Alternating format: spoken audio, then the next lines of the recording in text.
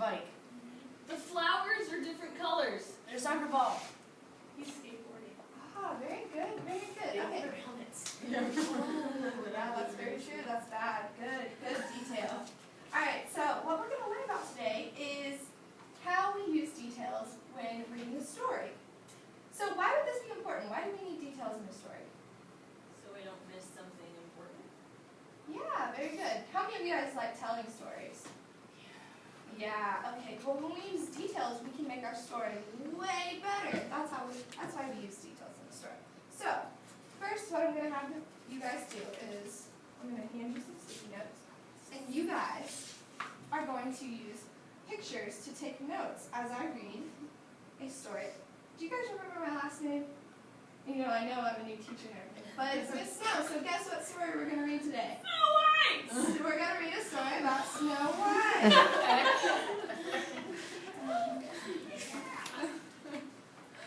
Good start.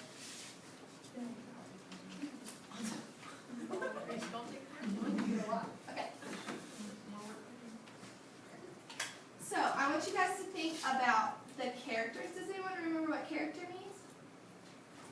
Or what a character is? It's a person. Okay, what about setting? Where it's at. And what about major events? Does anyone remember? What happens? It's kind of hard. Yeah, what happens in the story? Okay. So, Snow White, the queen visiting the forest. For everyone else, this might be a thrill. For me, Officer Binky, a veteran cop, it was just another day on the job.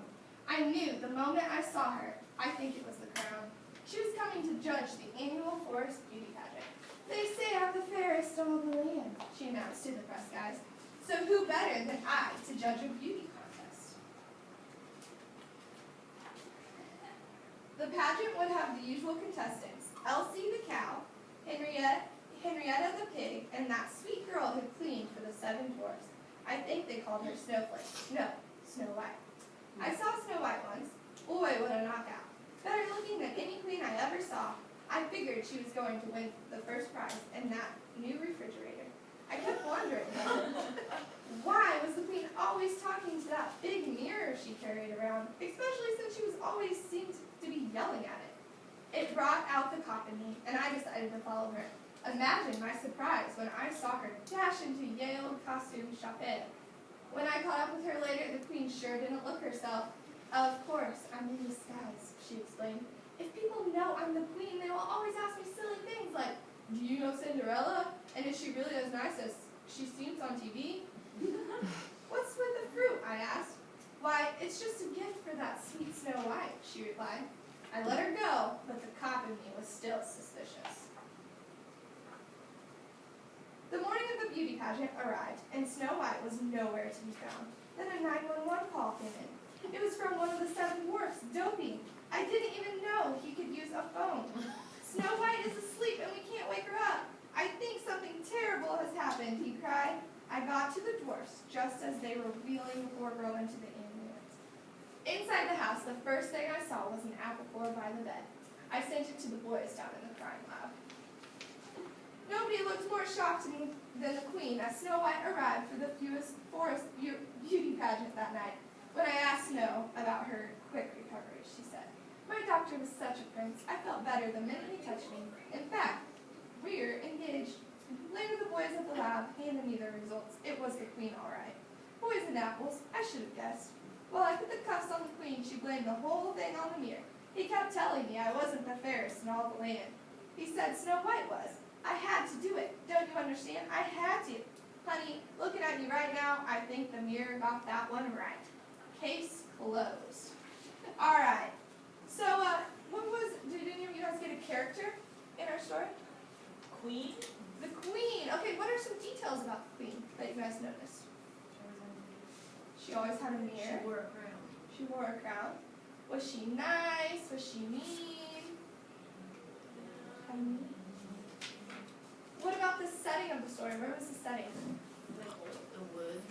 In the woods. Okay. What are some details about it? Dark. Dark. Okay. A lot of trees. The woods. Okay, and what's a major event that took place? The beauty pageant. The beauty pageant. Okay, you guys did a great job. What we're going to do now is we we are going to play a little game, but I need your guys' full focus for this. Okay, so I'm going to give you guys some dice, and we're going to pair up so you two can be together and you two can be together, and you're going to pick a book to read. And then you're going to roll the dice, and depending on what number you roll, you'll have different questions to answer. So, for number 1, you would describe one character from your story with detail. For number 2, you're going to tell your partner the 3 most important parts of the story. 3, use details to describe a character from your story and see if your partner can guess who it is. 4, pretend you are in the story. What would you hear and see? Use detail. If you had a chance, what question would you ask the main character in the story and why? That's number 5. And number 6, pick one main event from the story and explain why it was most important to the story. So, you guys can go ahead and choose some easy way to read it for you. Biscuit. Okay. And just take turns trying to read and help each other out. And if you have any questions, just let me know.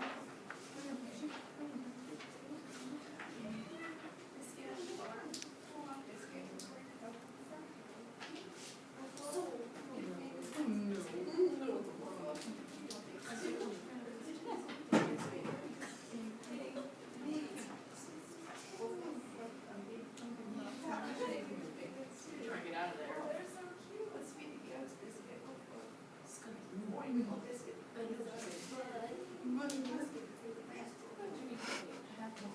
Everybody. Friends of the cards. He told him to care.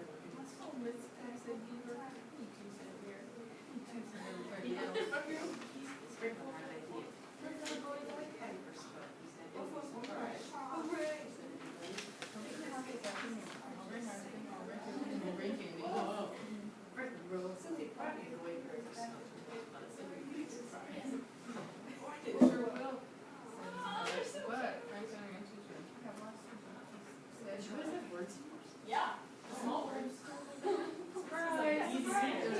Okay, so here, I went ahead and handed out your guys' dice, so if you want to roll a couple, you can take it. 10. You are are in so story. describe a character from your story and teach your partner. Yes, you would hear Green. farm animals and you would everybody see the farm. And pigs and boots and all the other animals.